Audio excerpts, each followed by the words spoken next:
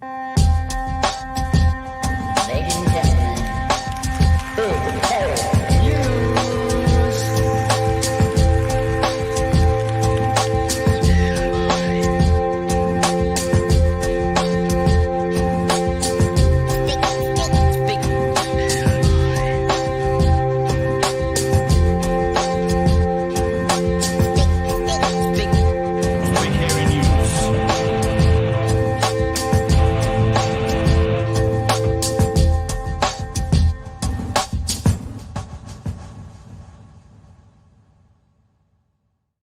Hey, kia ora koutou whānau. Welcome back to another edition of Big Hero News. Kia ora Chewy. Kia ora, Pat. I have spent a lot of time today organising a honeymoon trip. And Chewy, it looks like tonight's the night that you've come with all the stories and all the feels. Because I've been going from Auckland to Christchurch, from Christchurch to Picton, from Wellington to Rotorua, Rotorua to Auckland, Auckland to Paihia, where we're going to spend 5 nights through Waitangi weekend, Paihia to Taupo, Taupo to Wellington, Wellington to Christchurch, Christchurch back to Dunedin in 2 weeks. So my focus has been elsewhere, but I'm getting the sense that we're gonna. I've already warned people in the chat to steer, to give you a safe distance, because there's a safe distance when Chewy explodes, unless you want to get impacted by that explosion. Chat, there is no safe place tonight. Yeah, I know. Look, I've quite often referenced this, that you do the research, you pick the stories, you look at all the clips, and you cut everything, and you make notes about what we're talking about, and you try and keep us to schedule. And I realize that I have blown everything up tonight. And I get a message from I get a message from Chewy at 7:15 tonight going, I am fired up for tonight's show. The hospital, 4 days to submit offshore oil exploration. Today our education funding cut. You can't tax your way to prosperity, Churchill quote from Willis. And I'm like, okay, the hands are off. You go hard. So it's going to be a big show. There's a lot of stuff going on. We're also talking about some of the things that I thought we might want to talk about, but perhaps not. The cuts to Kāinga Ora. Of course, the big announcement today that there's no more teacher-only days. The stupidest announcement the world has ever seen. And also, the head of ANZ, I think, ANZ saying the time has arrived for a capital gains tax. So there is a lot tonight. And yes, whoever just put in the message, Hawke's Bay, not quite making it to Hawke's Bay this time around, but we will do that another time. Have to remember, I'm actually from the top half of the North Island, so I've done a lot of that, and we just thought it might be nice to get up there. Before we start, the first thing we want to say, as always, is a huge thanks. You are Frosty, you might be lucky, mate. Maybe more. We'll see what happens. A huge thanks to all of our patrons. You are the reason we're able to do this. I'm thinking about getting maybe the honeymoon sponsored by someone, sponsored by the ASB or something, just to help pay for it. But for this, what we're doing here, you guys help us continue on. You help us pay for the things so it doesn't have to come out of our back pocket, and really genuinely appreciate it. There's lots of ways you can help, lots of ways you can be involved. It can be as... I was going to say as little as, I don't want to minimize it. It can be like watching, participating, chatting, subscribing, hitting the notification bell. All of those things support us, because the more people that subscribe and the more people that hit the notification bells, and certainly like the episode you're watching right now, the algorithm picks it up and it shares them around in different places as well. So there's lots of ways. There's also ways you can, by supporting us, by putting our content out there, by sharing it around. And of course you can do things like being a patron and being involved with us financially. Every little bit helps. We've got over 300 patrons. I'd be really interested, Chewy, to know if any other podcasts in New Zealand had over 300 New Zealand patrons. I don't know if there'd be too many, if any. Not many, Aunt Fanny, but maybe there would. So thank you. Now, before we get into it, Chewy, unless you want to say anything what I've just said, you can tag on to the back. Patreons are good. We like them. They keep us doing this. What did we used to say? You get 22% more attractive when you become a patron of our show. And look, that's not even accounting for inflation. So yeah, who knows these days? Tonight I want to share a very quick story about Twitter.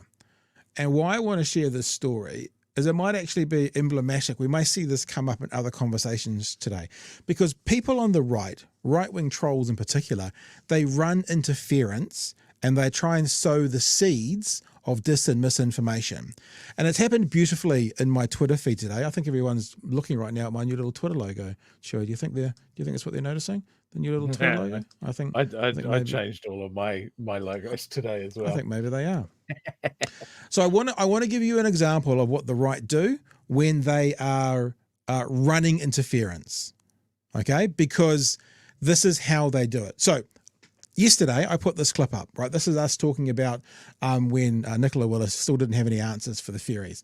And there was a response by this person who has 3 times the followers I do, 15,000 versus 5,000, says, still we have no idea, such drama queens. Their working life expires 2029.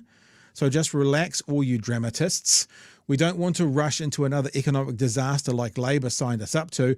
I'm certain in the second term of this coalition, they will deliver, not talk about, a viable option. So just watch the interference being run here. I straight away responded that the Maritime Union is sceptical about Kiwi Rail's new report showing its effectively life has expired. So that's now, they're saying that now. And I did actually I put the story in there as well that they could go and check out if they wanted to. And then they said when the Inter-Islander was making a business case for new ferries in 2021, it said both the current fleet of ships and terminal infrastructure are effectively life expired. So they're basically life expired now, right? But the interference was run saying it goes till 2029. And then, of course, I pointed out another story. IREX project was set to deliver 2 rail-enabled ferries by 2026, right? So that's put all that to bed. This person then goes, were there the same experts that had strict timeline goals as these projects? Kiwi Build, Light Rail, O2NL Road, Dunedin Hospital, etc., etc., etc. To which I respond, funny how before the ferries were cancelled, it was known that they are basically at the end of their lives. Now, when National cancelled the IREX ones, all of a sudden they have 5 years left in them. If you believe that, I have a bridge to sell you. The response was, yes, when you have an open checkbook like Labour had, money is no object, so, quote, let's get a Ferrari. My experts say we need it now. If you believe the blowout was only going to be $3 billion, I have a bridge I think you might also be interested in. So here it comes, right? This is the calling out of the running interference. Me to him. Would you like to place a wager on it? I bet you whatever National end up putting in place will be lesser quality than the IREX and will end up costing the country more. $100 to a charity of your choice if you win. Same for me when I win. His response, but you can't definitely say what the project would have ended up costing Labour. Have you not seen their forecasts blown out consistently? National have already said Labour's ferry deal was extravagant and they will be going for a cheaper option more in line with our needs. It's funny how he's saying you're just believing what Labour said, you're deluded, and what his response is, but this is what National says and they're right. Notice there, Chewy, there was nothing there about my wager. Did you notice that? There was nothing said about my wager? So this was my response. Dangerous. They cancelled the IREX once the bill got to $3 billion. Therefore, they are saying $3 billion is too much for a Ferrari. So if they spend any more than $3 billion and we don't get a Ferrari, then that's a terrible decision. So again, will you accept my wager? The National-led government will spend more than $3 billion and get a lesser product than the ferries they cancelled. $100 to the charity of the winner's choice. And Chewy, as you've seen a person who was very active on Twitter, that was at 1:41 this afternoon. And guess what I haven't seen or heard from since? Not a goddamn thing. Any response whatsoever. So that's interference being run by the right, by right-wing trolls online. And when you point it out and say, okay, let's put our money where our mouths are, they run and hide. They run and hide. And that will happen tonight. And it's not just the right-wing trolls, it's the right-wing politicians who all of a sudden can't afford things that maybe they promised before the election.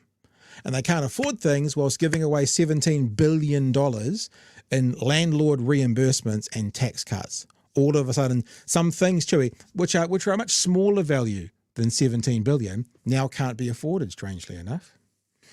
I'm ready to rock. Do you want to show something? I can see you pop something up on the screen before we get going, or is that for later? What story do you want to do first? I don't know. I got picked up as the truancy one. They're going to send parents to jail if their kids skip school. Okay. You know that one? Let's start. Let me simmer. Let me cook. Okay. Let's go. Okay. Let's go into that story then. Okay. The dog's snoring, by the way. Hopefully they won't put anyone off by the time we're finished. So yeah, I was wondering as well, why is this announcement being made by David Seymour, Associate Minister? This is a massive, massive directional change for education. Where is the Minister of Education? Why is David Seymour? And I guess I'm pondering the question: is this his pet thing? Is this a pet peeve of his, or is this a pet cause he wants to get? And is National kind of going, we don't want to we don't put our face to this one? He has been the one to really talk about this truancy thing at every stage. So I think it is his pet. Right. I mean, there were two announcements on education policy today. Erica Stanford had one, which we'll get to, and Seymour had this one. Okay. All right. Let's see what this one's all about. Parents of children who wag school could face prosecution in a new crackdown on truancy. The scheme will be compulsory for all schools from 2026 and provides a tiered guideline for dealing with absent students. Schools and parents will also have more responsibility for making sure they turn up to class. Teacher-only days during term time will also be ditched under the plan. Isabel Prasad has more. Tamariki in their classrooms at Te Koromiko Swananoa School today. Makes sense? Yeah. Across the country, attendance rates are up compared to last year, but the government's still concerned too many students are missing school regularly. Today, announcing new measures to crack down on absenteeism. There are some schools that are doing a fabulous job, but many schools that simply do not have the policies in place to get students back to school when they're not attending. Called the Stepped Attendance Response System, or STAR, the government... I mean, these guys in there making up words that have to fit in. You get given a star, a sticker chart when you're at school. So no matter what they were like, they had to get the word star first, and then they figured out what they'd called it. Stepped Attendance Response. It should be SAR. SAR, please. SAR. I would love to corner Seymour here and go, which schools aren't doing a good job? Where are they? Because I guarantee some fucking grammar school student called Tarquin who goes European skiing in the middle of term is not going to be the one that this is deployed on. Yeah. Because of reasons. Yeah. Yeah. This is set up to punish poor people yet again. Government's guidelines would see parents asked for a reason after an absence of 5 days per term. Now, I'm interested in this, right? Like, I've had children at school. I have a child at school right now. She had COVID with me a few weeks ago. I told the school every day she's not coming, she's got COVID. I'm wondering how much of a beat up this is. You have to tell your school why the children aren't there. This is coming from ignorance, right? But are they suggesting that a whole ton of parents don't even inform the school? My understanding of standard school practice is the parents phone up and they say such and such. I get a text message if one of mine is not at school and they're unaccounted for. And then we text them back. Like that's what I was doing, texting back going, COVID. So I don't know the stats around this, but they're suggesting that parents are not giving reasons currently as to why their kids are away. Not my experience, maybe the experience of some other schools. Not sure. Do you know anything about that, Joey? Got any thoughts on that? As a childless dog man, no, I don't. Like I can think back to my own schooling. Like if I was off school sick, mum would call the office and say, yeah, he's sick. And that would be it. So I mean, this feels like nanny state overreach. Again, Seymour saying some schools are really bad at this. Yeah. Okay. Then why does it need to be a nationwide policy rather than going, hey, you guys need to have a more clearly defined policy for this. Here's some examples from schools that do it well. Yeah. Instead, it seems to be something a lot more weaponized that's being rolled out right throughout. Rua makes a good point here, right? We've done this as well. We give no reasons, and I refuse to give a reason. No one's business. True. And remember also, the government and this part of politics is all about, parental responsibility, but parental control, parents' rights. That's what these guys all talk about. That's what the conservative movement's all about. And now they're going like, you must tell us the reason your child's not at school. Like Rua, there's times where I'm just like, an appointment today. I'm picking up such and such early. Don't give a reason at all. They're seeming like saying that part of this new criteria is they're going to insist on basically parents justifying why their child is ruining National's school attendance numbers. That's what it sounds like. We'll keep going, eh? Government's guidelines would see parents asked for a reason after an absence of 5 days per term. After 10 days, school leadership meets with parents and students to make a plan around attendance. And at the 15-day mark, the Ministry of Education gets involved. Now, I'm assuming they're talking now about 15 days with no reason. Because, 15 days, 3 weeks. So if your kid's away from school for 3 weeks, I think the school needs to understand why. But are we saying that, let's say COVID, let's say operation, something that's serious enough to keep them away, if that kid's away for 15 days from school? I had glandular fever one year, and I was basically in bed for a month with glandular fever. If that happened to a 16-year-old at school, it is the kissing disease. Are they going to be no matter what, once you're at 15 days, once you're at 3 weeks, the ministry is going to get involved? Because yes, they said in the top one, the 5 days, that the school needs to be informed why, but they haven't said at the 10-day one or the 15-day one. Are we just assuming it's more of the same? Like it's 15 days, but the school not knowing why? Or is it just 15 days no matter what? I don't know the answer to that. I don't know if that's come out or not, Chewy. Why has your child been away from school so much? Well, he had to pick a second shift up at the factory. He's doing nights because our fucking landlords put the rent up. No, he can't come in to have a meeting because mum and dad are on opposite shifts. Yeah. So that's the dystopian nightmare that actual real families have to deal with. Like there's been stories about this, kids having to pick up jobs and work near full-time hours to help support their family. Yeah, and as you've said, this is not going to affect Tarquin, whose mother doesn't work because chooses not to.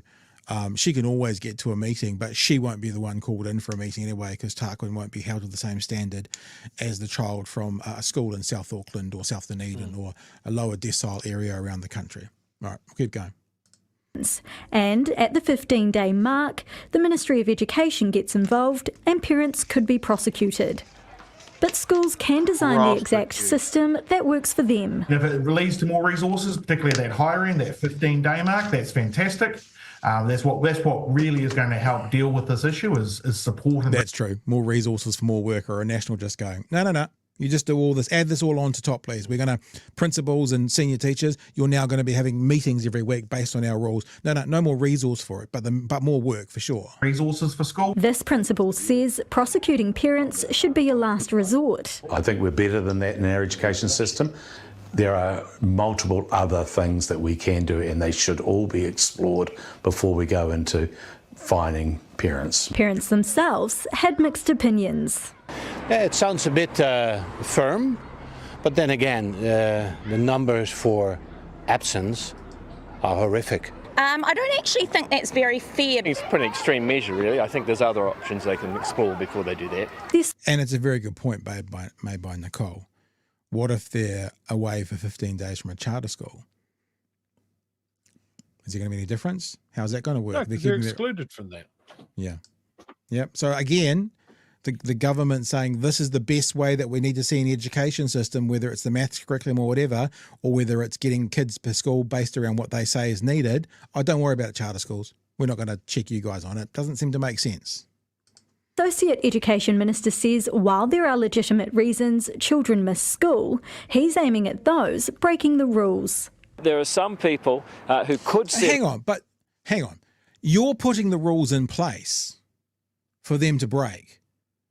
You're not interested in those breaking the rules, which is a past tense word. You're looking at those who are going to break the rules based on the new rules you're putting in place. So, Chewy, there's a new rule I'm going to put in place that says no pink ties. And anyone who gets a pink tie is going to get a ticket from the police. And now we're just going to go around looking for people breaking the new rules. It's like, this is not necessarily what is happening. It's what you're putting in place. It seems weird to say it's for the ones who are breaking the rules, which are not yet put in place, which we're the ones who are developing. That seems a bit off to me. Yeah, the whole thing seems off. Like, I love seeing Seymour talk about education, something that he doesn't have a kid. He has zero experience of putting a kid through school. Yeah. And yet he seems to be the reigning expert on this. And it is a massive beat up, as it always has been, about attendance numbers coming out of a pandemic. Yeah. Yep. Their children to school, they're not a can't, they're a won't, and I believe sometimes it is Someone's a right to can't. fine. Also on the firing line, teacher Yeah, be careful saying that. You can't. only days in term time. They're not something that you can just take willy-nilly, because if the teachers aren't showing up, it's pretty Willy-nilly. hard to motivate the students to show up. It's a bit of a misnomer. If the minister's trying to imply that teacher-only days are the cause of student absenteeism, I think he's barking up the wrong tree there. Schools must have their STAR programs up and running by 2026 as the crackdown continues on kids missing from the classroom. Isabel Prasad, 1 News. There you go, Chewy. Sir, you can have at it first crack. Oh, I love his swipe at Enough teachers said. there with the sigh, teachers only and days. that's enough said. Yeah. You can't have teachers only days willy-nilly. Is that what was happening? Is Yeah. it? Yeah. Were there just so many fucking willy-nilly teachers only days where I assume the teachers sit around in a homeroom, drink wine and talk shit about the kids?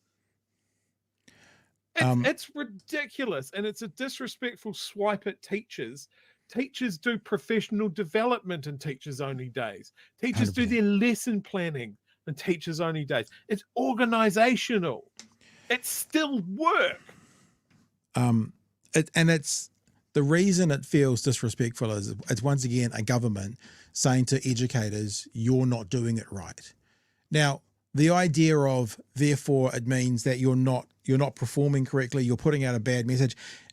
Most businesses, whether it's a radio station, I sold computers for a while or whatever, have had professional days where like the part-timers come in or they shut down early on a Friday and they have professional days.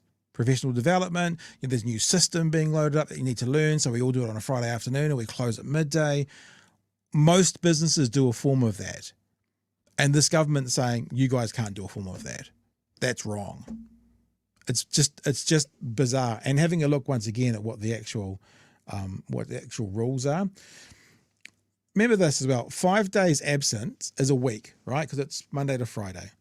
So my 15-year-old this term probably is close to the 10-day absent because the COVID thing kept her away from school for probably 6 days. So 5 days absence, the school gets in touch with the parents' guardians to determine the reasons for absence. So the school is now participating in trying to figure out why the child is away. As Rua said, mind your own business, or I've already told you, to determine why the child was away and to set expectations. This to me sounds like middle management language that's being forced onto a group of people who will not do it. Do you really think the school's going to get in touch and go, right, your child's had COVID. Now, what are the expectations to get your... No, I don't see it. 10 days absent, the school leadership meets with the parents or guardians, and the student to identify barriers to attendance and develop plans to address that. I had my appendix out. You know? I have a 15 sucking days. chest wound. At 15 days, escalating the response to the ministry and steps to initiate prosecution of parents could be considered as a valid interaction. I wish you could OIO this. I would love to see the attendance of Christopher Luxon's children at high school, because Chewy, as you're saying, shooting off for a ski holiday during term time, whatever it is, I would Go to love, Fiji. I would Go to Hawaii. love To Phuket. to see the holidays or the attendance that Luxon was happy for his kids to have. That would be fascinating. If there's anybody watching who knows the schools that were involved in New Zealand and can figure that out for us, bigheronews@gmail.com. Chewy. In the chat, we have a teacher. Right. Schools will contact home for every unexplained absence already on the day that they are absent. It's a safety thing. Yeah. So cool. The government is mandating something that schools already do. Fantastic. Great job, Seymour. Well done. Well, something that they're already doing and putting another layer of, and we know Seymour loves this stuff, bureaucracy on top, where they're then making the teacher in the school work more and do more without giving them any more resource to do it. It's also placing the idea in people's heads that don't know any better that, is Aaron in class today? No? Okay. We won't look into that at all. He's just not here. Shrug. Like it's this perception that schools don't give a fuck. It's placing that seed that teachers are useless and they don't do a good job. And only David Seymour, writing in with his clipboard, can put this right. It's a fallacy. And maybe if schools had more resources, maybe if there was teacher aides, maybe if their classroom sizes were smaller, some of these problems would be resolved. Yeah. What's the point of going to school? Because I don't feel I learn anything in my class of 35. I might as well go fuck around down at Quarry. It's just ridiculous. All right, let's have a look. There's a few super chats and stuff that have come in. David here. Dr. Aisha Verrill says that the $3 billion blowout valve for the Dunedin Hospital might not have basis. Would be great if some journos looked into that. Yeah, if any journos decided to do journoing, that would be great in New Zealand. Like, I mean, we're going to get into the Dunedin Hospital thing, but I think this is exactly the theory again, is that we have sunk costs into building this hospital already. They have put the foundation piles in the fucking ground. And more so, they have a building almost done. And then they're going to go, we're going to walk away from it. And we're just going to try and retrofit a hospital from the 70s. It's the sunk cost that they want to walk away from. That's part of the blowout. They're not going to get that back. I'm just wondering out loud. I don't know the answer to it. I wonder if they had that same opinion before the election. Maybe we'll figure that out as we go through the evening. And just a little word of advice. You're not allowed to use the word sunk around national because they get a bit put off by it, surrounded by the ferry issues as well. So no more. Got to figure out a different way to say sunk costs because they don't like that. They don't like it at all. Peter says, my apoplectic rage over today's hospital announcement is now a cold, angry resolve. Everybody who can should go to Saturday's protest. So all you people outside of Dunedin, we'll see you there. Get yourself down there. Can I be honest though? I'm glad to see our mayor speaking up about it, but our mayor sits in the same world of politics that these guys are who are making the decision. But all of a sudden, it's like most conservatives, it's impacting him personally because he has to try and explain it to his local voters and he gets hard about it. I struggle to actually find him authentic.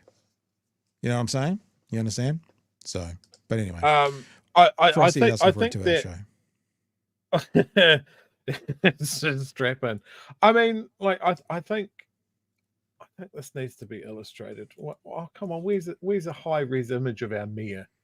For God's sake. Use the one off the news. Yeah, put them up. Let's look at our mayor and just make some snap judgments for those of you that are outside of Dunedin. Yeah. So people can judge away. Judge away, people. Judge away. Oh, Jesus. It's like he's never worn a T-shirt. Our mayor, we went from a very left, very visible, very communicative mayor to this guy, who just had a little coalition of councillors that were very much business, very much national aligned, but we won't say that because, of course, city councillors don't have allegiances in that way, and that's bad if they acknowledge it. He is very much in the national camp, and he made a lot of noise about, and I think fair noise, about Labor cutting down what the Dunedin Hospital was going to be. Okay, and then he got in, and National got in, and suddenly that noise stopped. Now, as soon as 2 weeks ago, he was up in Wellington talking to Shane Ratty, and came back and said, yep, I had a chat to the health minister. Everything's fine. And then Shane Ratty had a press conference that evening and said, there's going to be cuts. This mayor, I don't, like, if you're a mayor, if you're a city council, I don't care if it's your team in central government. You should rip the hell out of them. A mayor is a representative of the city, and this city is furious. Your job now is to represent that fury at the government, because they have screwed Dunedin today. They have screwed the South Island. Are you going to do this twice tonight? I'm just saying you're not blowing all your foo-foo valve now, because we haven't actually done this. You got enough to go again? You want me to put it back in the bag? I'm just saying, have you got enough to go again? That's all I'm asking. You can go twice? Yeah, I've got so much. All right. Was I preemptive? I'm preemptive. No, we're not doing it now. So I'm just saying, you got to do it again, or else it hurts me in the editing. I have to take 2 clips and put them together, and we don't want to give me any more work to do. I'm planning my honeymoon, for God's sake. Crystal says, pretty pissed at the government for their cuts to the hospital. My workplace has already lost a lot of work to government contracts being cancelled. Now effectively lost our inpatients contract. Thanks, landlords. Yeah, bingo. You got it in one. We can't afford this. It's going like this, as they're making it rain for landlords in the top 10%. Mr. Arvid says those pesky kids can protest if they have to go to school. Those pesky kids can protest if they have to go to school. Okay. A couple more.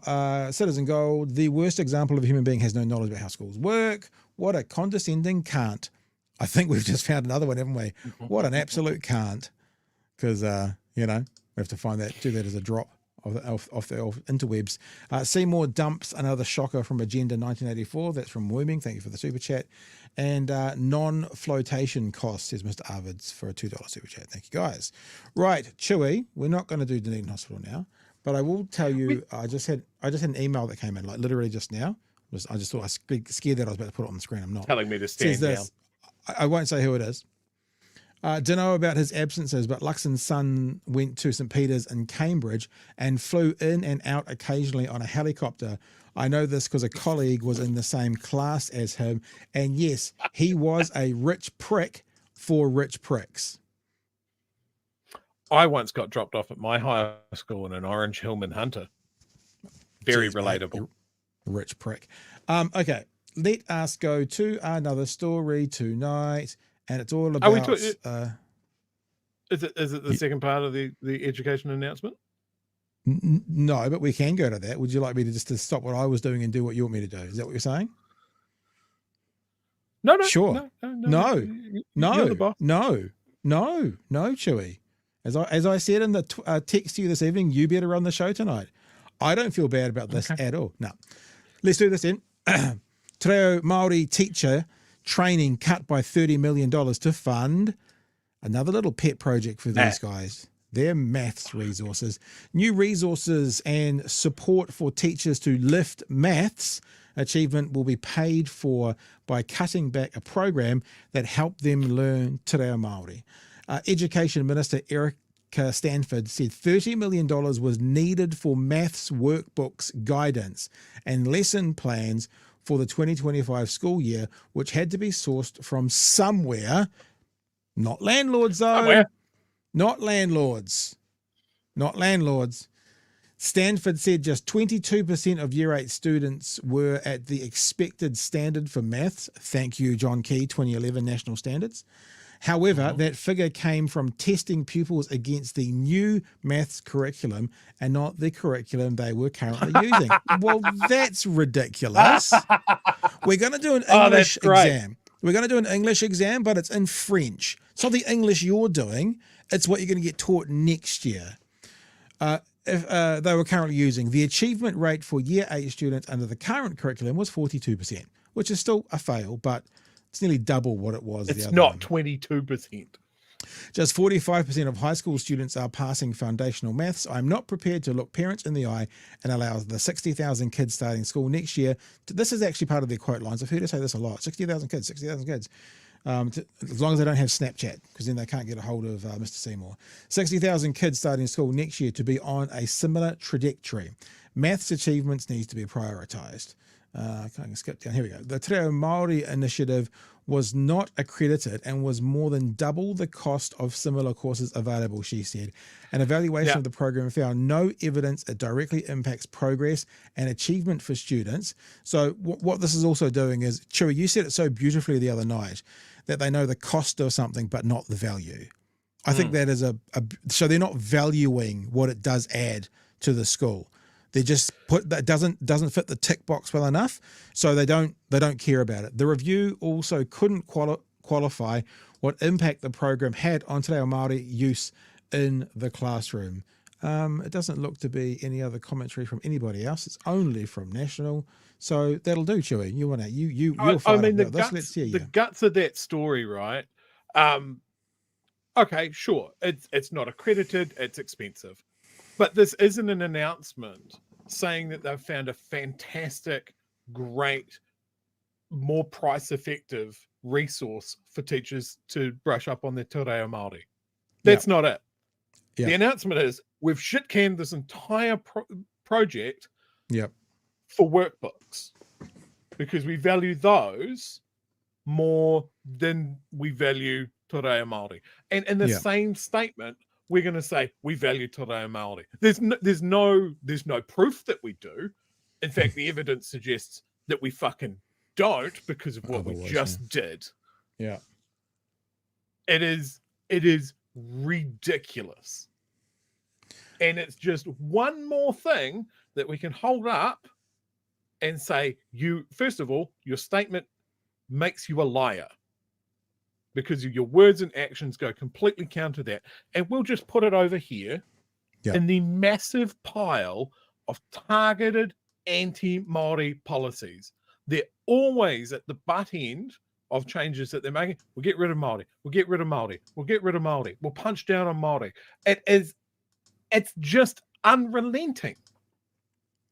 This has happened so many times in the past 10 months that it is not an accident. It is not a bug. It is a feature of this government. Yep. They want us to be equal. And by that, we mean European culture, settler culture, not Māori culture. I'm quite excited about being at Waitangi on Waitangi. I've had a podcast listener who listened to last night's show today, messaged me straight away and said, if you're going to be up there, make sure you're there for the 4th and the 5th, because they're actually, the 5th is when they invite the politicians onto the lower marae and that.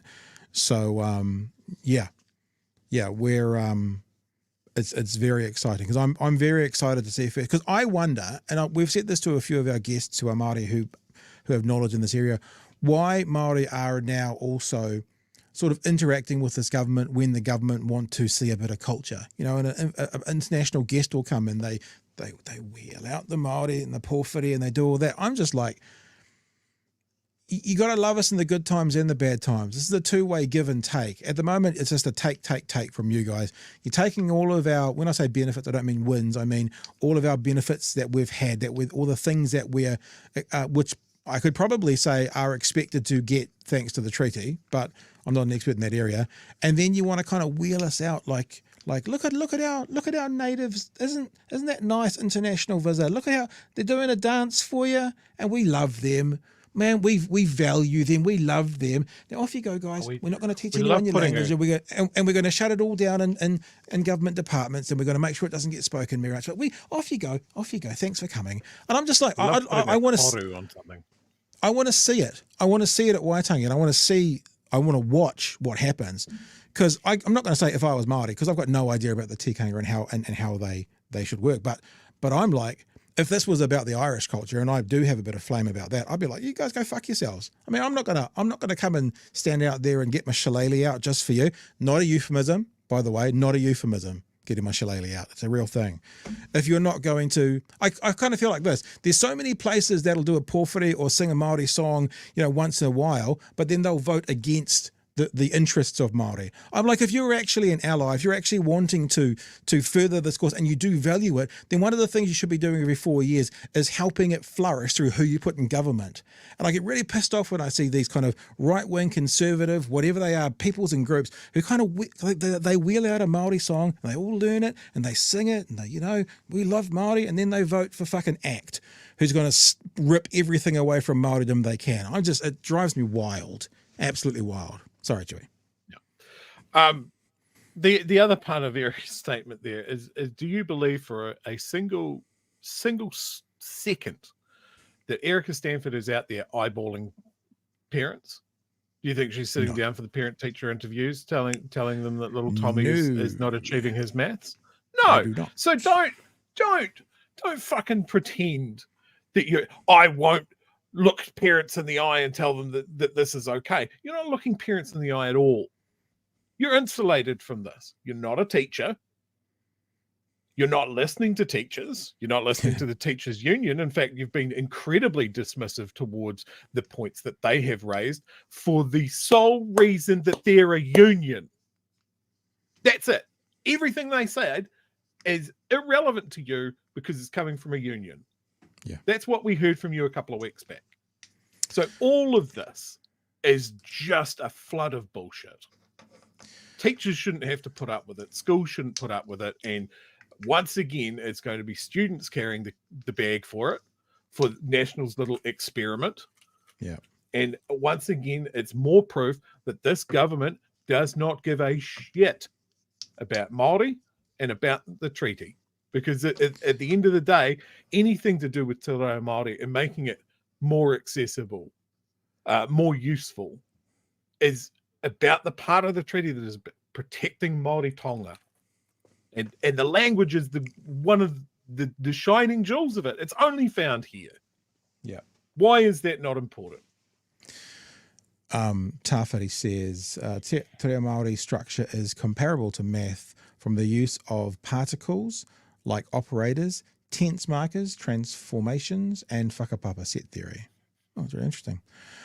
Peter says NZ used to have a SOE learning media that published teaching resources wound up in 2013. Be nice if it was still around to publish Māori material. And Wooming has an honest held belief that this is another racist call by this colonial government, which is fine. All right, we're going to keep moving, and we're going to go, we'll do one more because it's about the topic we just talked about. Wow Now! It's a good name. If you're the Nows of Newmarket, you shouldn't call your firstborn Wow. It's not really fair. Wow Now. You think if your surname was Now, maybe just putting it out there. Teachers deserve their day. They look after our kids and we should respect them for their profession. They are more valuable than most MPs. Well, I think they probably add more to certainly the future of our country than many MPs do, yeah. Okay, let's have a look at this from breakfast this morning.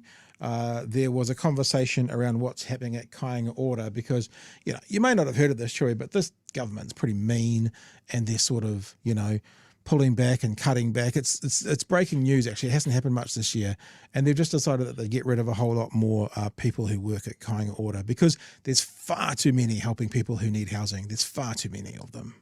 Speaking of working, Ginny, I'll come with you to you. The government's planning, they are going to be cutting over 300 jobs from Kāinga Ora. I mean, how do you think that this is going to impact social housing needs? There's also 300 projects that are on hold here as well. There's a lot of cuts that have gone on to Kainga Ora, and it's a real loss. We still need more homes, and what concerns me is the government boasting about the number of people that have come out of emergency housing, but there are no additional homes being built by this government, and they're expecting us to say they've all gone into private rentals, but we don't know where most of them have gone. So my real concern is we'll return back to the times under the previous national government where people were living in cars and we had a real desperate situation. So they need to keep building homes in New Zealand. We still don't have enough for the people we have here. Chris, what does Kainga Ora mean by moving...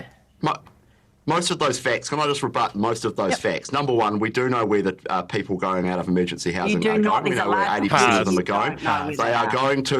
They are going to social homes built by Kainga Ora or community housing providers or private rentals. We track that data. The number of families living in emergency housing has declined by over 50% under this government because of the changes that Tama Potaka and I have made to the way in which MSD works and the placement systems between MSD and Kainga Ora. Really simple changes, and it's proven really effective, and I'm really proud of the record we're making there. Second thing is, Kainga Ora is building houses right now. They are going to build over the next 2 years or so around 3,000 houses around New Zealand. What we are saying to them, though, is that they need to be more efficient and more effective with how they build. And the third point I'd make is the job cuts at Kainga Ora. Firstly, I didn't order them. It's an operational issue for the agency. Yeah. But the more important point is that the changes that are being made started under the last Labor government. So, right, so they've had this thing called Project Velocity. It's a housing delivery system. It's called the housing delivery system. All right, so I'm just going to pause it there in an awkward place because I want to bring this story in super quick.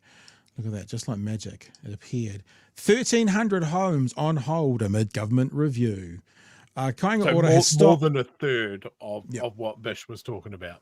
Kainga Ora has stopped plans to build nearly 1,300 homes while it awaits the outcome of government review and the budget. So this was from earlier this year. The coalition government announced the review headed by former Prime Minister Sir Bill English, the guy who wanted to get rid of all of them, in December.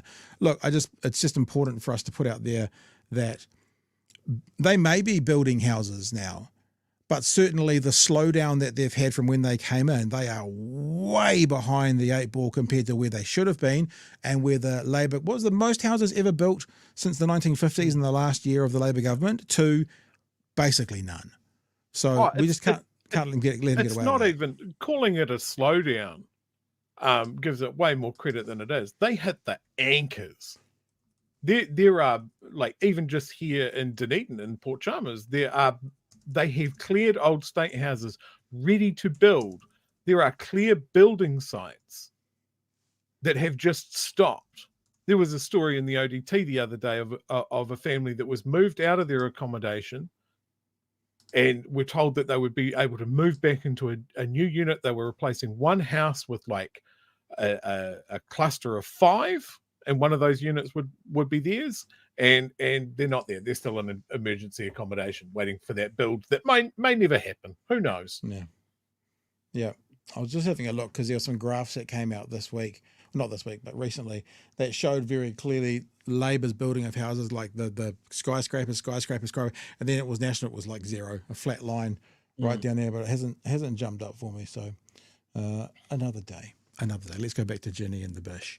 It's Jenny and the Bish, the latest radio duo on Radio Hauraki. Project Velocity was set up to make Kainga Ora more efficient and more effective. It was actually one of the good things that happened under the last government. The changes that are being made by the KO team now in relation to that, many of those job losses are in relation to that. That started 5 years ago. This was always the plan. So the frozen projects, the projects across New Zealand that have stopped, are you saying that all of those builds across New Zealand that have stopped being built under your government, is that something that Labor did? Because that's just false. It is definitely true that we have asked Kainga Ora to become more financially sustainable. We had a damning independent review of it. And the looking into Kainga Ora's build program again started 2 years ago because even Grant Robertson and Megan Woods were really worried about the cost escalation inside Kainga Ora. So it's definitely true we've asked them to become more sustainable and more effective because we're really worried about the organisation. I'll give you, Jenny, I'll give you right of reply. I think, Jenny May, we need to take a think about when this government is going to start taking responsibility for its own actions and its own cuts. It's been continually blaming the last government, but when there are dozens of significant social housing builds across New Zealand and that have been stopped, and Chris Bishop is trying to blame the last government, I just think that looks lame. They need to start taking responsibility. I'm just saying that are funded tax cuts. I'm just saying the changes announced by Kainga Ora yesterday in relation to the housing delivery system, that is a program that's been underway for 5 years or so now. It's actually, as I said, one of the decent things the last government implemented. But you did stop several. You did. It is true we are reviewing. It is true. If I could just make one point, it is true we have asked the organisation to become more sustainable and efficient because they are losing $500 million a year. They've borrowed billions over the last few years. No, this is the point that they often miss out. They've borrowed billions over the year. But what did they get for those billions? What are their capital gains? They actually borrowed $10 billion, which sounds like a lot. But Bish, what did they get for that $10 billion? Do you think it just kind of went on Christmas parties and stuff? Because what they actually got was $25 billion worth of houses.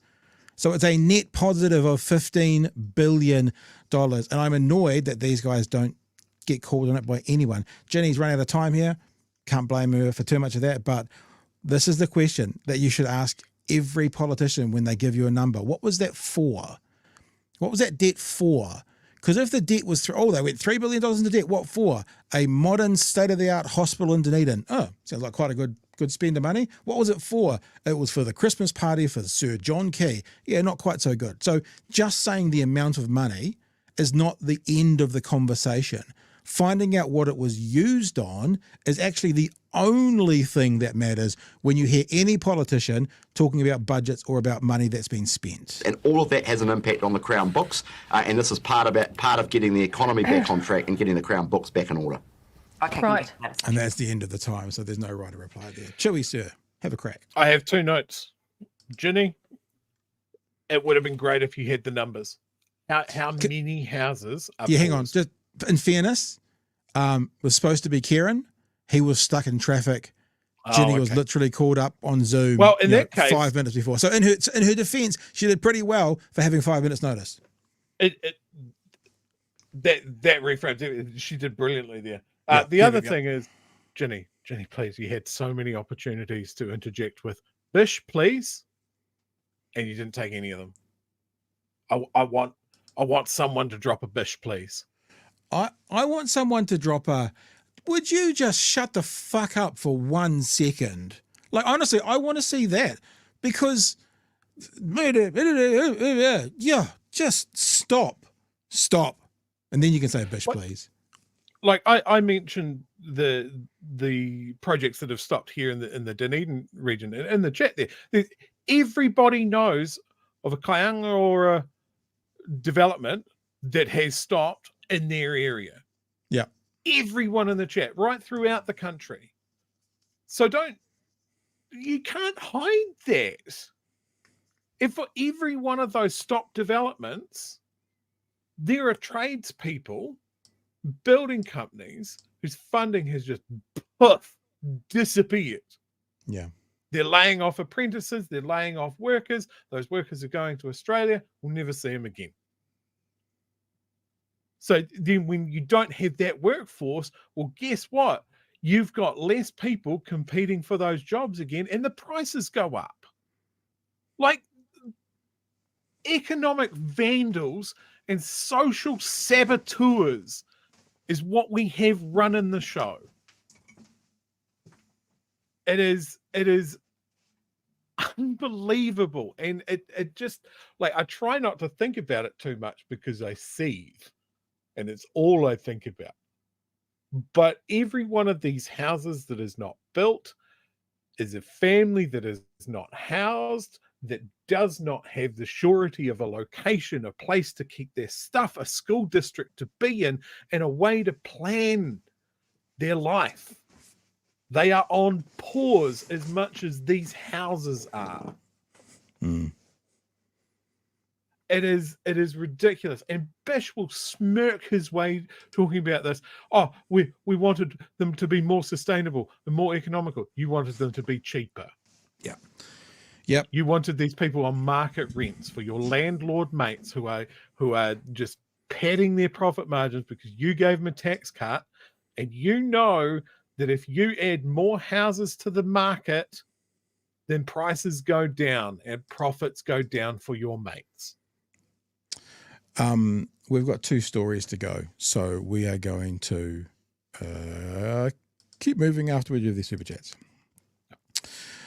Thank you, Jonathan, for the super chat. Peter and Jones are Uncle Tom figures fending off the anti-Māori sentiment of Seymour's, who are running rings around them.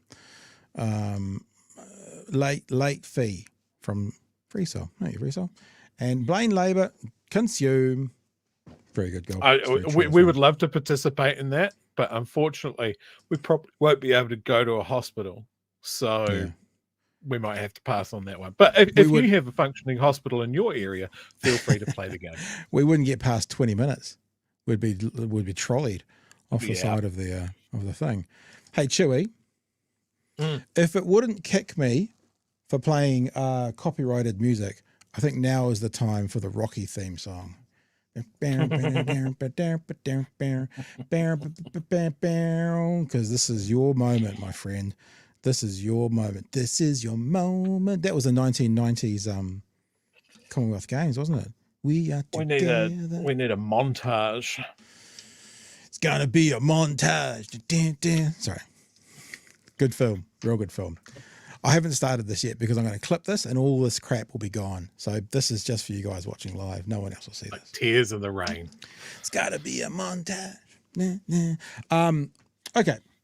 So I actually think that this is far bigger, and I think you'll all agree, Chewy, and they'll all agree, that this is far bigger than a Dunedin story. It's because it's emblematic of what this government is doing, whether it's ferries or whether it's, people working in government departments, whether it's Kāinga Ora, whatever it is, they are looking to shave billions of dollars off the budgets so they can keep paying people, so they can keep giving away tax cuts and landlords reimbursements.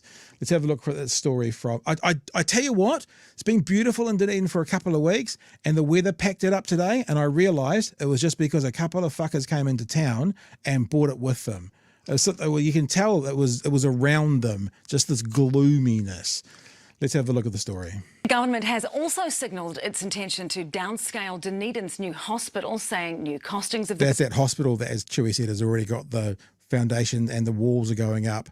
So they're probably going to leave one wing just with no wall on the end of it. That's their downscaling. Built cannot be justified. Dunedin's mayor says the project has been designed by clinicians as the best for his community, and the city won't accept... I actually got to say this as well of the mayor. No, not just for our community. This was going to service the whole bottom half of the South Island.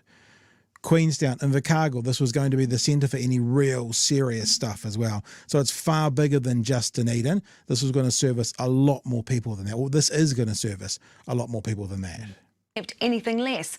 And Labour's accusing the government of hating the entire South Island. Here's our senior political correspondent, Jenna Lynch. As work continued on Dunedin's new hospital. Okay, pause, people. Hospital. Get rid of that car. Get rid of that car. There's the hospital. That's the building. It's in the one-ways right now. That is the building. Does it look like they've got time, Chewy, to change the budgetary decisions now? That's the construction site. You're looking at it. That's the construction site. So what are they going to do? I think they're going to take half of these windows off and maybe try and put them on Trade Me to get some money back and cut the end of the building off or something like that. But this is the building. That's what we're saying. It would be as if you were building your house and everything was in place, and then you were like, hey, let's lose a bedroom. But hang on, the walls are already all in place. No, let's just lose a bedroom. We don't need that bedroom, we've decided. On a drizzly old Dunners day, the government showed up down the road with bleak news. The cost of this project cannot be justified. Yes, it can. Be honest. And I will justify it for you shortly. Be honest, we don't want to pay it. It can be justified. It can be justified. That is false. when hospitals around New Zealand are crying out for maintenance, upgrades, and new facilities. It's your fault, Nelson. Fuck you. Nelson, you've ruined it for us because you've got a crappy hospital too. So these guys aren't giving us our hospital. See what they're doing? They're literally trying to play people off against each other. Please. Dunedin's been crying out for a new hospital. Look at that 1950s, 60s, a brick concrete eyesore. Still does a good job though. Hospital for years. Over a long period of time, with clinicians going into battle versus bean counters and politicians, and we've finally got an agreed set of facilities and services, and that's what's needed in this hospital. And we won't settle for any less. The minister's pitting cities against each other. We can't justify spending up to $3 billion here because that comes at the cost of potentially in other investments in the wider region, but also other regional hospitals in Nelson, Whangarei, Napier. Told you, Nelson. And isn't it just beautiful, Chewy? If there's nothing else about it, isn't it just beautiful that they're now complaining about $3 billion? Just that figure. It's an oddly specific number. Oddly specific number. $3 billion. I mean, it would have been more specific if he said we can't afford the $2.9 billion because we've already given that to the landlords. But strange that it's just around that kind of number by chance of $3 billion. We couldn't have found that anywhere. It's impossible to find. Like we'd had a look at all the mattresses.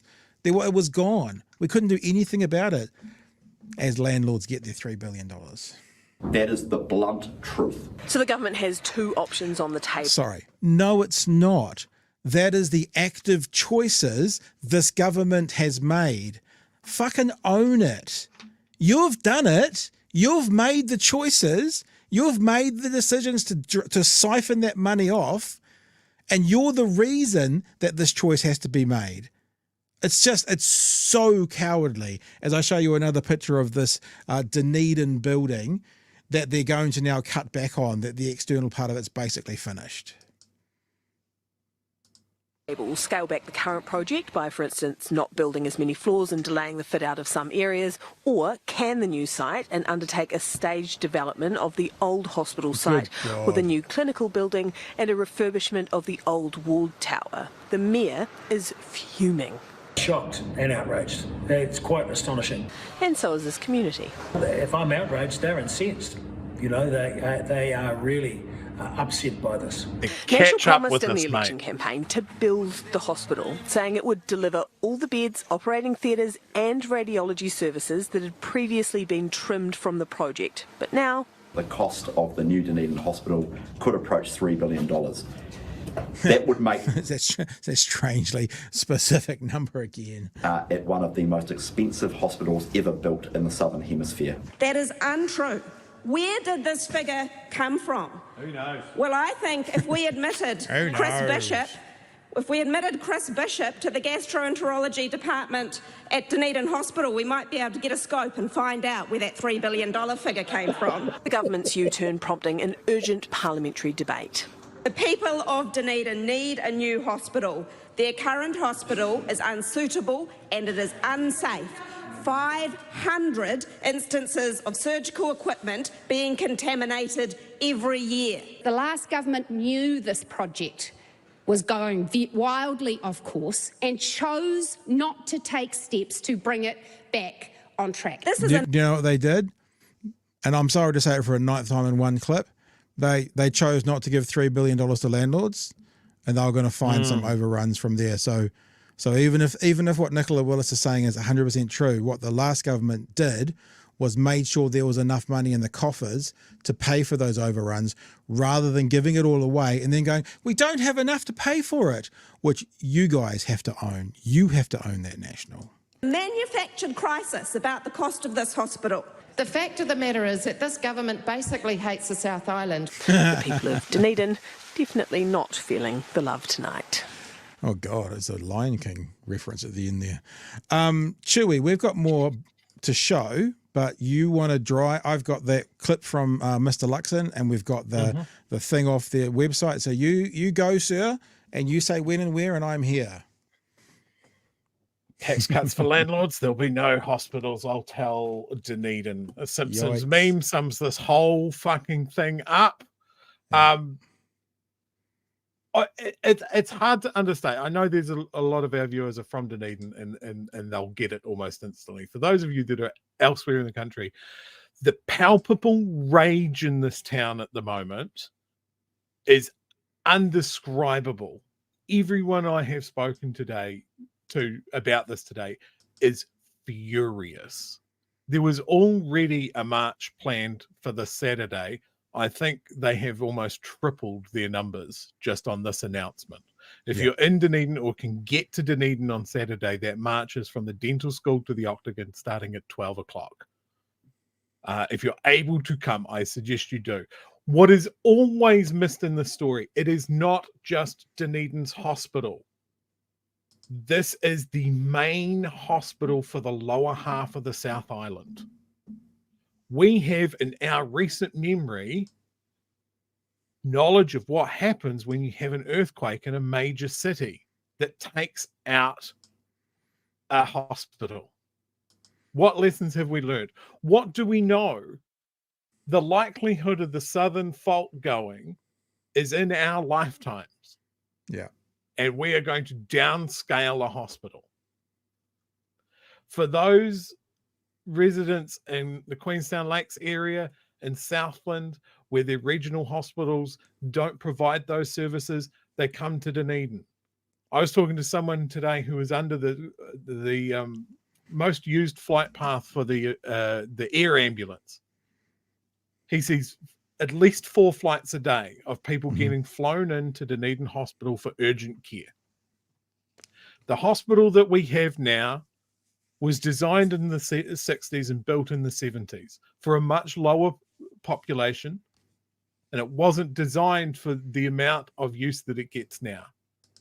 It is falling apart, it is leaking, it is full of asbestos, it is a poor workplace, and it is a poor place for people to get care. The people that work there are doing their damned best to hold on because they knew that this was coming. They knew that a new hospital was coming. And they do a bloody good job. People who have been around for a while, I had my gallbladder out, 18 months ago, whatever it was. And the staff was amazing. The service was amazing. But I actually can remember being wheeled into the operating theatre looking around and seeing the state of it. It kind of, and I'm going to be a bit dramatic here, but I used to watch MASH. We've all watched MASH from time to time. And you know that the kind of circle that they have around the bed where the operating table is all completely sterile. But one step away from that, there's like tents and that kind of stuff. I'm not saying that the hospital had tents, but it felt to me like you looked at the walls and you looked at the ceiling and you're like, holy crap, this place looks like it's, not clean, not sanitary. And that's what the operating theatres are like. Now they are, right? I'm not saying, I'm casting no shade here because it was great and they were fantastic. But it was a particularly strange experience to go in there and think this is 2024 and it feels like I'm going into a 1950s hospital that's been around since 1950s, 70s, but and it's finished. It's Dunedin Hospital is the ferry of the South Island. It's done its dash. Its life is over. I think the thing is, like many key parts of New Zealand infrastructure, it is 20 years overdue for replacement. And this is why there has been so much fight. National started the process of replacing it. And this is key for some of the things that they said today, that one of the options that they were considering was a refit of the current hospital. That is something that they ruled out straight out of the gates in 2017 because the information that they had said that it was going to be as expensive as building a new hospital, be disruptive for the operation of the hospital at the time, and deliver worse outcomes than building a whole new hospital. And I think if you think about it for more than a minute, that makes sense. I think what you'll find is what they think is now a we're fit just out circling back to it. That is very different from what a fit out actually would be. Their fit out might be a paint job and some designs. That's how they'll end up doing it. It won't be a fit out like you would expect to be brought up to modern standards.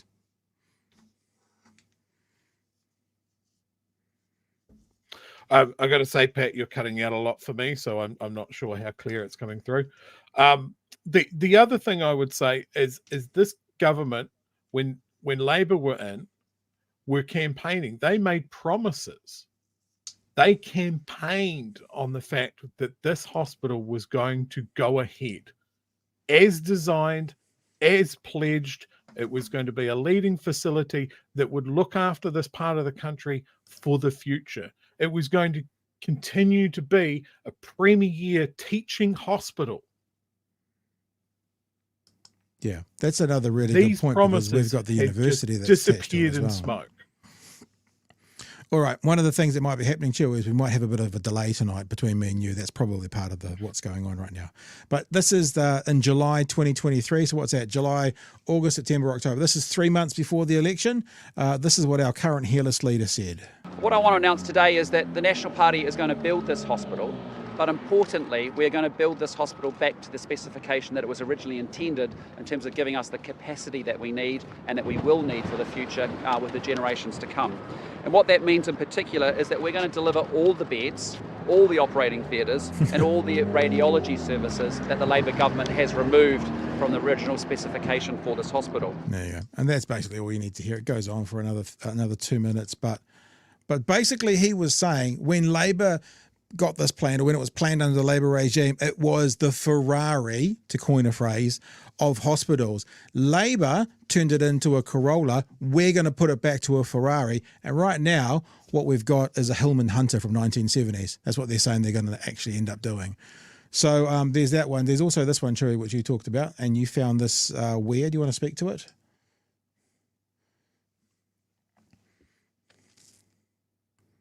This is from their own website. So this is from National's website. It is still up there.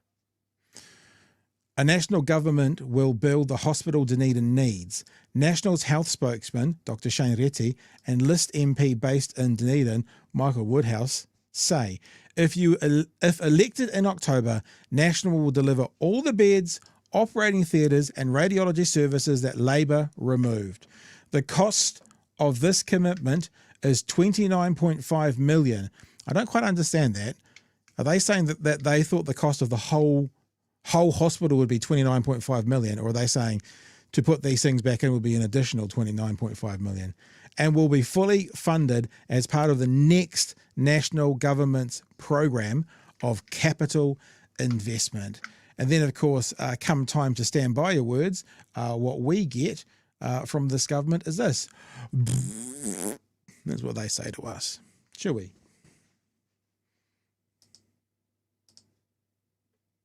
I mean, I'm just going to put up a wee map again for people that are not in Dunedin, just to give you a little bit of context here. This is the site.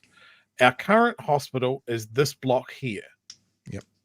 The new hospital is this whole area here.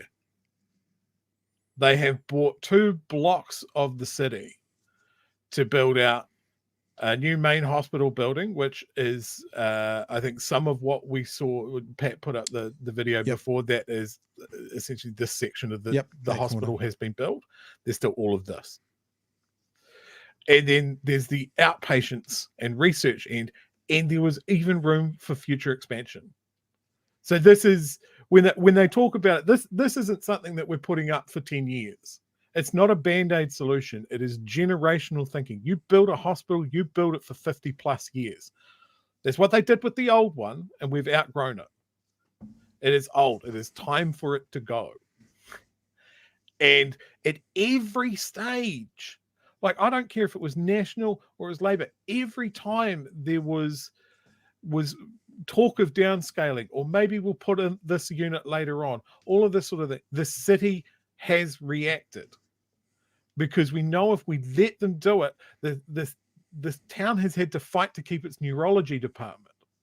It's had to keep the ability to keep training medical staff. It has had to fight for everything, because we're all the way down here in the bottom of the South Island.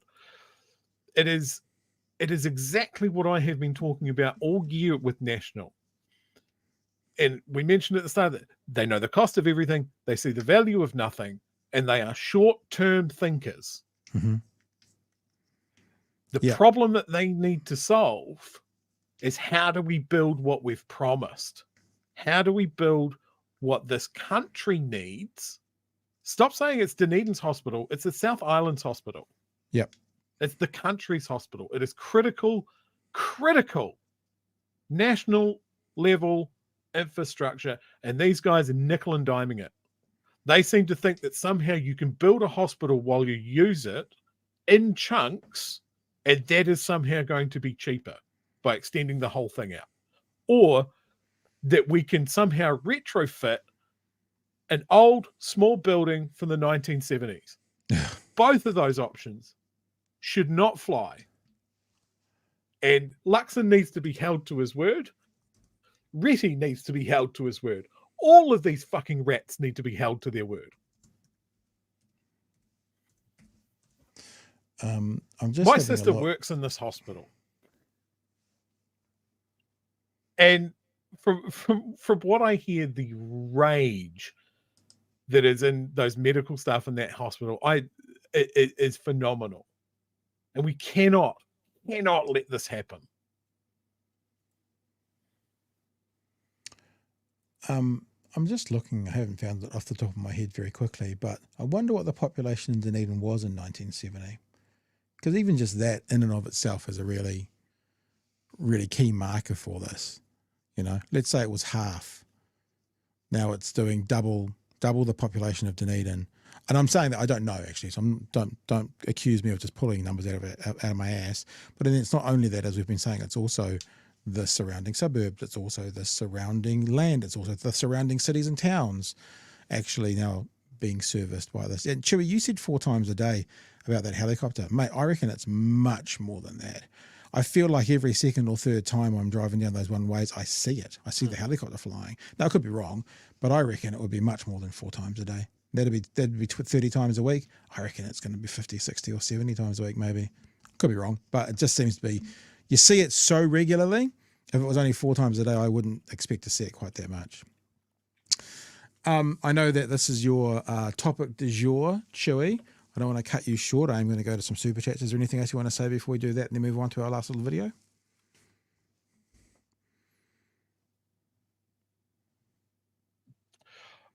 Sorry, Pat, if you're asking me, you're cutting out massively. I'm actually going to stop StreamYard and come back in and see if it fixes it. I'll be back with you shortly. I'll do some super chats. Here we go. Let's get to some super chats. I need a co-host. There you go. That'll do. You all right, mate? You okay? Hey, you all right? Okay, you can stay there.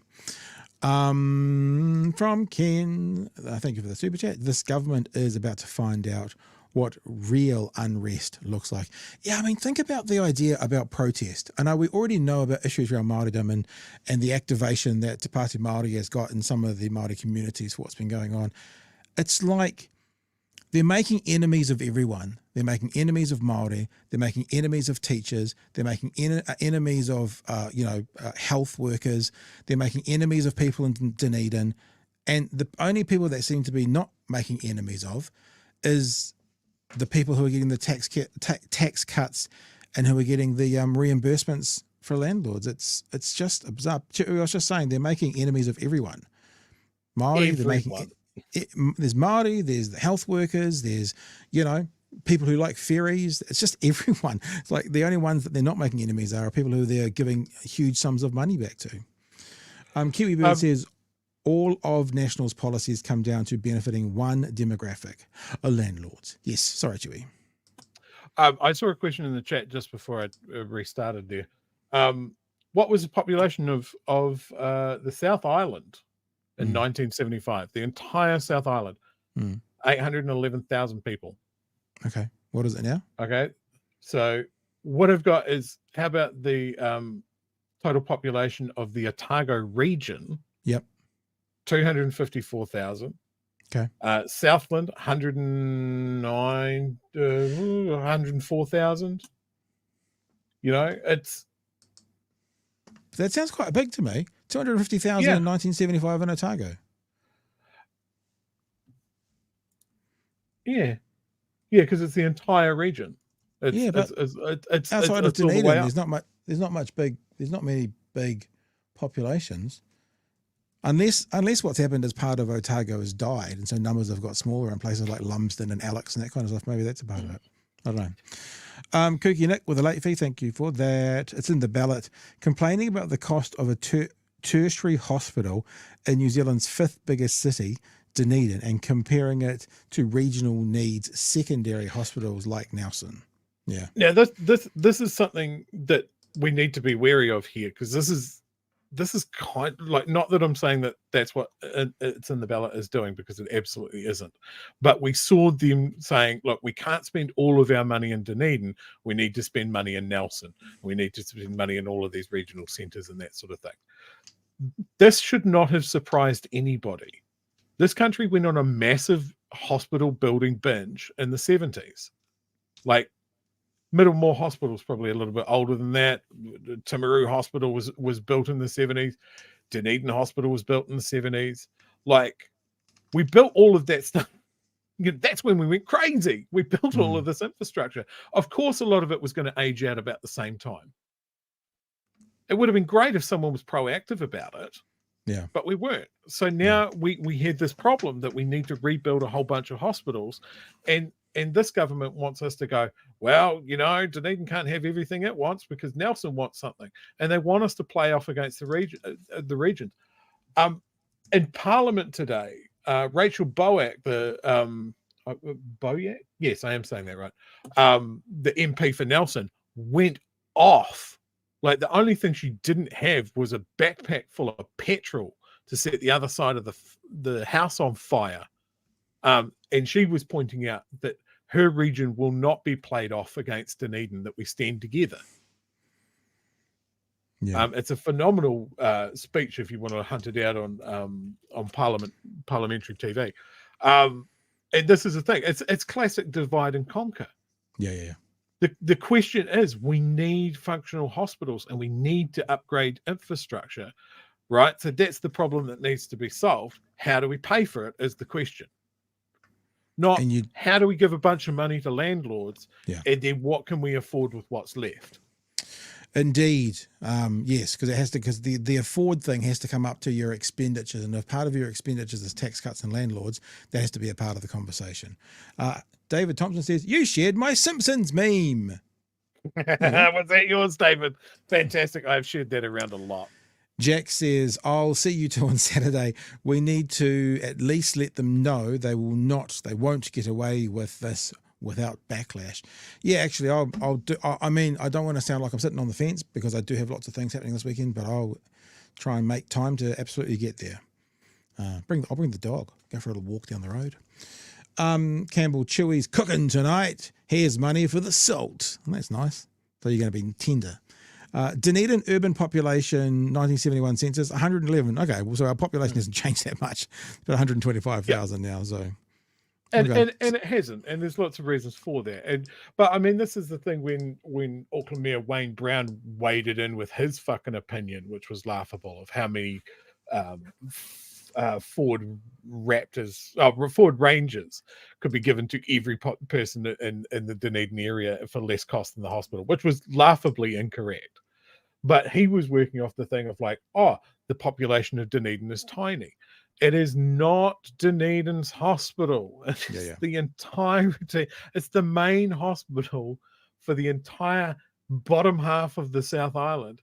And it's a teaching hospital as well because of the medical school down here. There's one other super chat that actually didn't come up starred, so I'm glad I didn't miss it. And these cants want to open a new medical school. Mm-hmm. Yeah, I think that's the other thing. The thing about Dunedin is there 2 places you can study medicine, but Dunedin's sort of the preeminent one. So the hospital here has a really valuable... So let's put it this way. The hospital in Dunedin is not just about servicing Dunedin. On some level, when it comes to future doctors, it's about servicing the whole fucking country, because this is where they come and they get trained and then they go out to the rest of the country. So there's that aspect as well. So if you want to talk about who's it for and who's it servicing. We're going to do this last... Sorry, you go. Sorry. Yep. I want to talk about one little thing, because I guarantee you they will get lost in the noise and the description about this. I want to talk about the people that work in this hospital, specifically the nurses. So the nurses have had their pay rundown. They've gone on strike before. Junior doctors have gone on strike this year as well. And the nurses in Dunedin Hospital are always having to do more with less. And now they've been told that they have to keep on working in this decrepit hospital. Is this the final nail in the coffin for a bunch of them? That they're going to take up these job offers in New South Wales and Gold Coast and all of that sort of thing? Yeah, I would maybe. say that it will be. Yeah. Very fair. Okay, last topic for the night, guys. ANZ Chief Executive Antonia Watson talked to Guy and Espiner, and she gave Mr. Luxon, she made Mr. Luxon have some hurty feelings, Chewy. The Chief Executive of ANZ. Hurty feelings for Mr. Luxon. You've talked about ANZ having a role in getting more Kiwis into quality housing. In fact, you've called that a strategic goal. You at one point said that you raised the deposit rate for investors to 40%, not because you had to, but because you saw it as the right thing to do for the country. And it took some froth out of the market. So you obviously see yourself as having a bit of a broader role. What are your views on a capital gains tax? So if you take back, I might use my parents as an example. So they had a pharmacy. That was their wealth, effectively, was based on the value of their small business. Do I think there should be, capital gains tax means many things. Do I think there should be a wealth tax? No, an unrealised wealth tax that you have to pay every year. How would they have paid that over the time as their business grew in value? However, at the time they sold their business, a capital gains tax on realised gains. Look, I think that it's true that in this country, people are investing in housing for the purpose of getting a capital gain on it. And if that's the purpose of it... Oh, stay with us. Come on, ANZ. Don't fall over now. Don't fall over now. You're going to fall over now on me. 1 minute and 2 seconds, Chewy. 1 minute and 2 seconds. You've talked about ANZ. We'll go from there. Capital gain on it. And if that's the purpose of it, why not have that as part of the tax take? Have a capital gains tax on realised gains. Yes, and just for people who don't know all the terminology, that means at the point of sale, Yeah, rather than when just you've saying, got- your house is worth $1 million. So rather than going, we've revalued your $800,000 house, it's now worth on paper $1 million. You've got to pay tax on $200,000.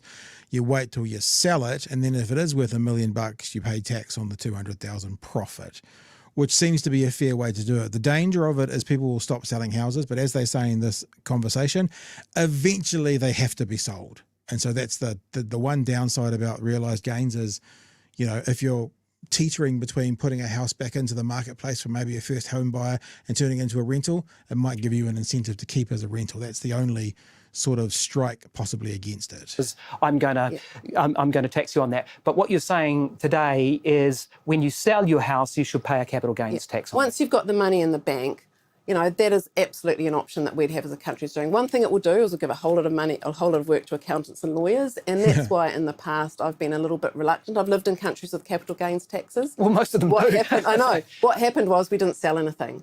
But eventually that time comes, and I think that there is some fairness in saying that a gain from a capital gain compared to a gain from your income. I mean, I'm mainly a wage and salary earner, and I pay tax on that. I think that's fair, but I don't think it's fair to tax something that doesn't exist, in the bank that you can easily pay. No, but on a sale of a property, you believe that there should be a capital gains tax on that. And there tends to be exclusions for family homes and things like that, which I think is fair. But, we have an investment property at the moment, which we ended up with in circumstances. I actually prefer to invest in share markets and equities and things like that.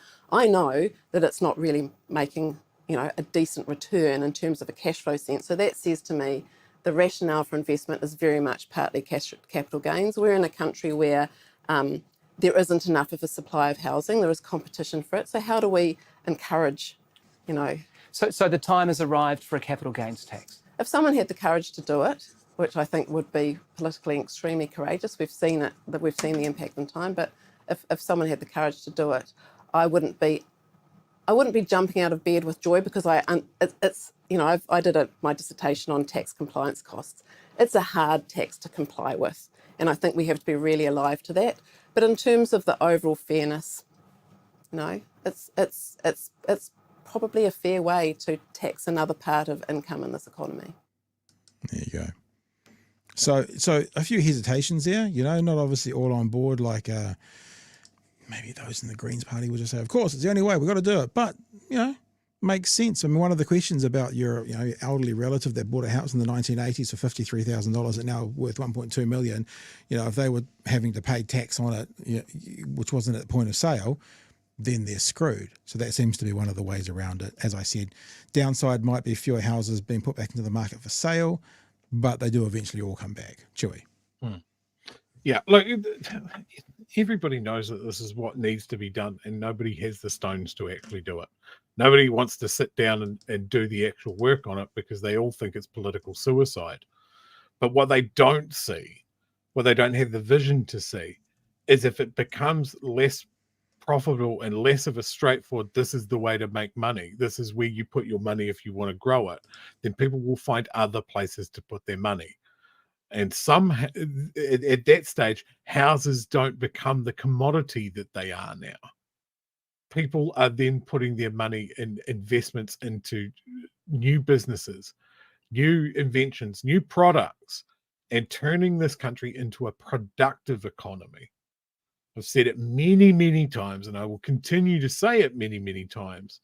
The only way to make money in this country, for most people, to make sure that they have a retirement, is to buy and sell old houses to each other.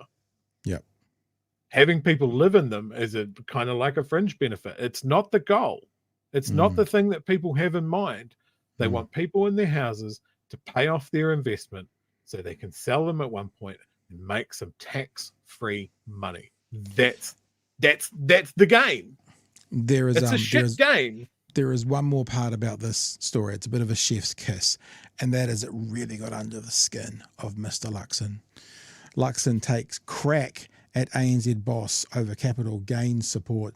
The government has put the boot into ANZ's boss after she threw her weight behind a capital gains tax. Speaking with RNZ, and we don't have to go through all that, we heard what was said.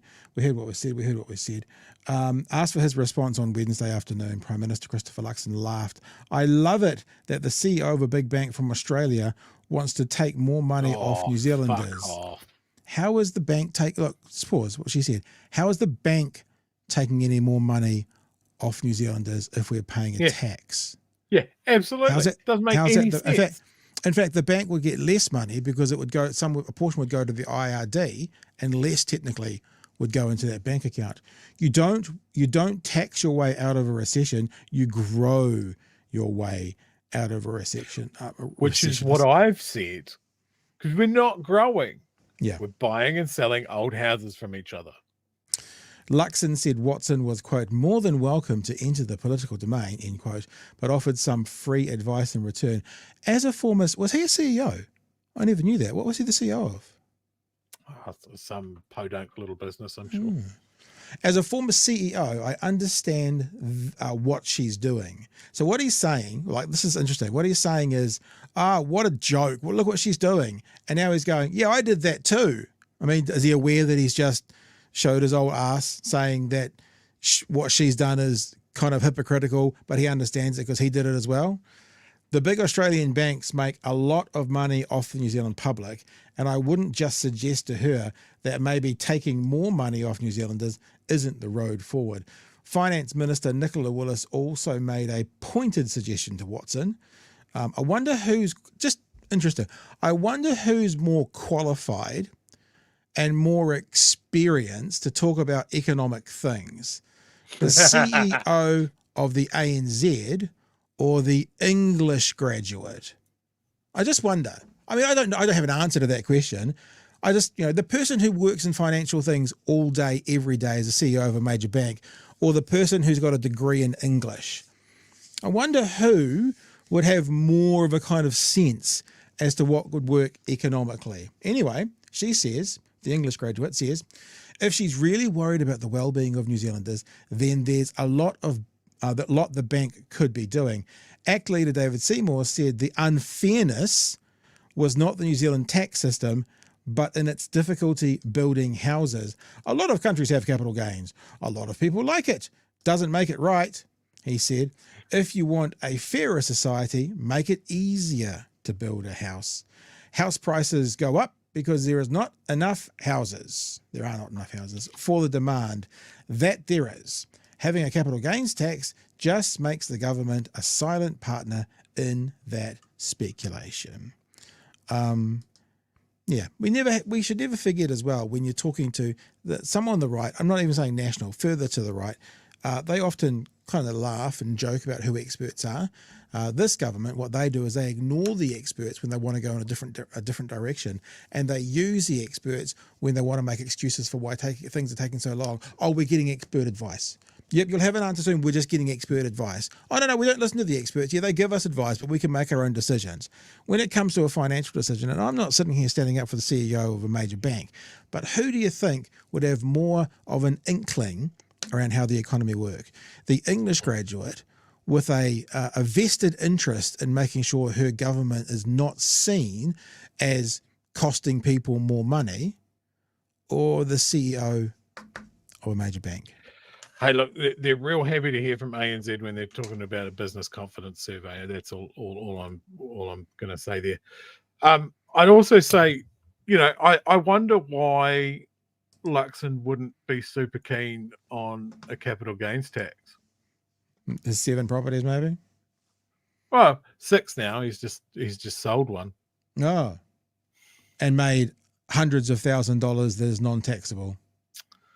Oh, okay. So he bought it in 2015 for $650,000. Gentlemen, place your bets. How much tax-free income do you think he made from 1.1, $400,000. Oh, it's close. 1.07. capital gains? Christopher Luxon this week made $295,000 of tax-free income. Do you think he's going to be the person that says, yeah, we need to do a capital gains tax? This is what I mean ownership with vested interests in all of our politicians, with them putting their money in housing, because that's, of course, the best place to put it. I'm not blaming them for doing the smart thing. I'm saying the system is fucking broken. They all know it, but they're all invested into their eyeballs with it, so nobody's got an interest to do anything about it. I feel like I have been a bit unfair to Nicola Willis. I should probably mea culpa. Because actually, she hasn't just got an English degree. She's got a first-class honours English degree. So that probably makes a bit more difference as to her experience about the economy and stuff. So I just, I was wrong. I withdraw everything. I apologise. First-class honours in English is certainly up there with CEO of the ANZ. I'm wrong. This is probably why she busted out a Winston Churchill fucking quote today. Oh, you said about that. What was it all about? Have you? Okay, so she responded in a press stand-up that you can't tax your way to prosperity. Well, Luxon just said that as well. I have heard that before. It is a Winston Churchill quote from the turn of last century, and it's so laughable. Like it sounds great. It sounds pithy, as a lot of Winston Churchill quotes. Winston Churchill, a man that was quite happy to gas villages and sent New Zealanders to die in a campaign that he planned with a tourist map. He's not a great guy, is old Winston Churchill. That's why they got rid of him straight after World War II. But yeah, you can't tax your way to prosperity. What you can do is you can tax your way to new hospitals, smaller classrooms, more teachers, more nurses, more police, more bridges, more roads, more ferries. You can tax your way to all of those things. And I would say that a country that does have all of those things squared away would be considered prosperous. Do you notice, though, what I just said? Part of Christopher Luxon's pithy response to the ANZ chief executive, you don't tax your way out of a recession. Yeah. So he can't even get the quote this is right. This is their new talking points, obviously. Their new talking points. And then there's Nicola Willis in the space of 24 hours. Interesting. I'm half pie expecting them to come out with that famous Margaret Thatcher quote. The problem with socialism is you run out of other people's money. I would like to put up a very good comment right now by Tawhiri. because it's the opposite, equal and opposite to what we've just been saying. You ready for this? You can't cut your way to growth. Yeah. And this is the thing with a pithy quote. You can always reverse it. They sound good, but then you think about it. You know, the problem with Thatcherism is that you run out of piss for Margaret Thatcher's grave. I'm mangling that one, but I love it. Mr. Arvids, Luxon maybe out-slimed Seymour in his comments. As a CEO, I know what she's doing. What the F is she doing, Slimeball? Good comment here as well from Paul, the other one. Talking about the hospital. Population may not have grown exponentially, but it has aged like the rest of the country, which means more pressure on the health system. It's a very good point. It's a very good point indeed. All right, team. I think we're done for the week. Oh, Pat, you thought you were going to get away that easy. Okay, I'm going to wrap it all up super quick. I have two things. They're quick. Okay, they're quick.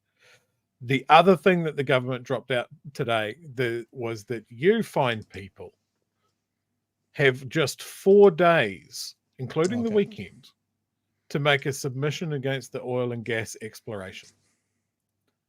4 days. That's all it needs. That's fine. My whole thing, we've talked about doing submissions before. I reckon you should do it. Go to the submissions website, smash out what you think about doing oil and gas exploration during a climate crisis when we know that it's bad, that we know that it makes our weather and climate worse, that we know, as Chloe Schwarbrick, who said in the House the other day, that the average time from starting an exploration to actually producing something is 16 years. That's the average. So 16 years from now, they might have a productive oil and gas mine. After Labor's shut it all down. Yeah.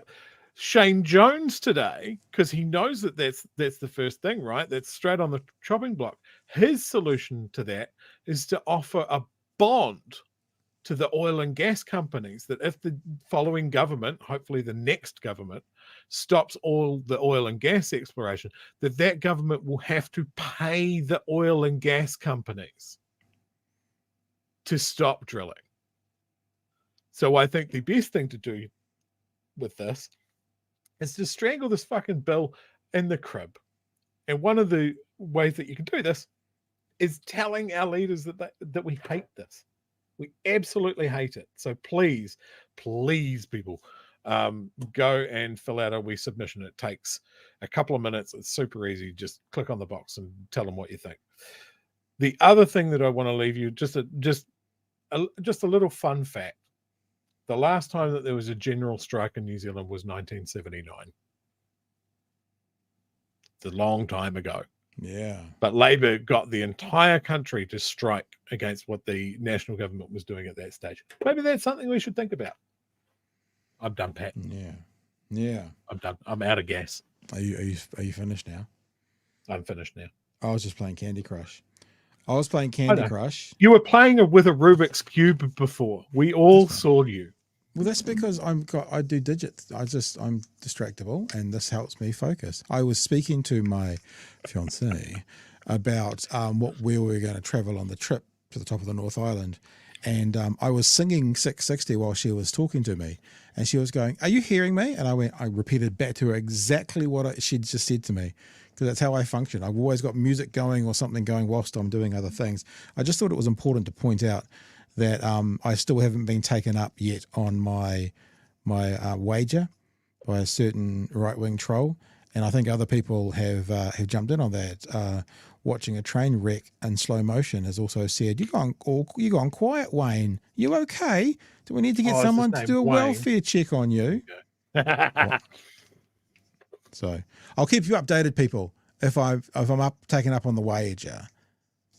So I doubt I will be. There'll be another goal shift coming very, very shortly. I found a very good, if you ever wanted a decent meme when you're on Twitter, there's a very good meme on a soccer field, and it's in fast motion of a whole bunch of guys moving the goalpost from one end to the other. And so anytime someone moves the goalpost, I just put that and go, "Yep, is it you do this for a profession, or is it just a hobby? This goalpost shifting you do." That's what'll come next. All right, darlings. It's time for us to move on. Another super chat from Worming. Hold up. Our finance minister has a humanitarians degree, yet they tell us we need to focus on maths. Yeah, that's what you need. First class honours in English, and you can be a finance minister. God, we should, you know what we should do? Go back and look at the last kind of 10 finance ministers and find out what their experience was to have that job. And see if anyone else was anything like, I've got an English degree. First class honours. Sorry, credit where credit's due. Okay, team. Yeah, if you're in Dunedin, we may well see you on Saturday at midday. Me and old Nala. Nala, hey. That's a dead dog, fam. He's dead. That's a dead dog. Are you going to talk to me? Yeah, so if you're in Dunedin or the Dunedin area, you can get to Dunedin. It's outside the dental school, Saturday, 12 p.m. Remember, do your homework, fill out that submission, tell them that oil and gas is stupid and dumb. And yeah, we'll see you next week. Oh, isn't that a debate between Seymour and someone else? Is that tomorrow on the working group? I think it's in their normal show. I think it's Tuesday. Oh, it's the Tuesday show. I think so. We're definitely all going to need to watch that, aren't we? Yeah, well, I've actually talked to Marty about live streaming alongside them, like doing a watch party. We'll see, because not to sound like wankers, we might cannibalize his audience a little bit, because we see all of you guys in his audience, and so if we do a live stream alongside them and do a watch along, yeah, we don't really want to do that. So we'll play it by ear. I'll have a chat with them this weekend and we'll see. But yeah, there's a big one coming out from the working group. All right, guys, you're all very, very, very lovely, especially you looking into your phone right now with those Bose headphones on. You are the cutest. Someone's going to freak their undies out, when they hear that. And everyone have a lovely, safe weekend. We want to see you all back here 9 o'clock on Monday night, because this is the only place to be.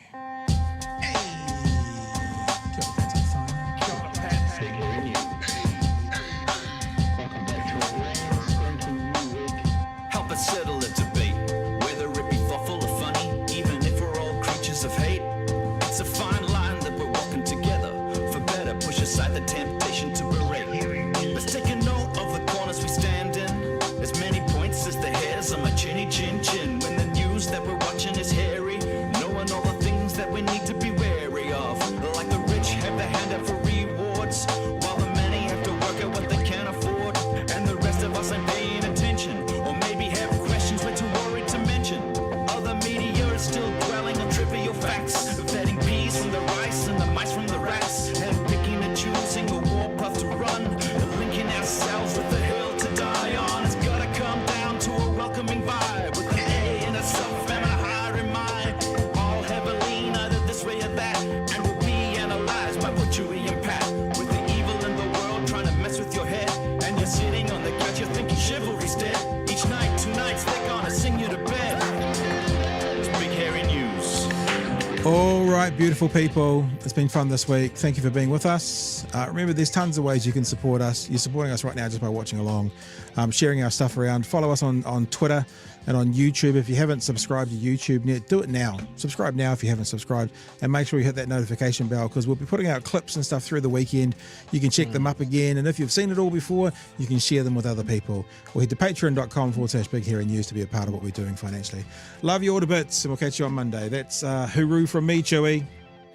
And it's a ta-ta for now from me. TTFN. All right, team. See you later. Hooroo. Cheers, man.